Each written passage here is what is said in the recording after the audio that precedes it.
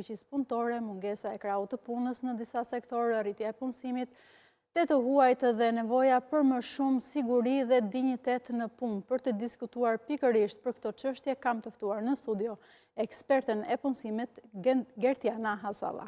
Mirëmëngjes. Gëzuar themi apo? Po edhe themi gëzuar, po nuk kurse kemi shumë arsye për të festuar. Kjo është prandaj si themi në këtë ditë. Në këtë ditë themi të bashkohemi. Në vende të ndryshme, ndryshe interpretohet në Shqipëri. Me thënë drejtën edhe gjithë botën, ato vende që e festojnë ose që e përkujtojnë një maj është një ditë simbol. Është një ditë për të përkujtuar të gjitha përpjekjet që janë bërë për të arritur kushtet mira pune, po edhe për të kërkuar kushte kur ato mungojnë. Dhe në rastin tonë në Shqipëri këto kushte mungojnë. Kështu që duhet të bashkohemi, të protestojmë nëse është nevoja, dhe më e pakta të ngrejmë zërin që realisht ketë kushtet mira pune, të ketë paga të mira në Shqipëri, po edhe të ketë siguri në vendin e punës. Dhe si vlerësoni aktualisht të gjendjen e tregut të punës në vendin tonë?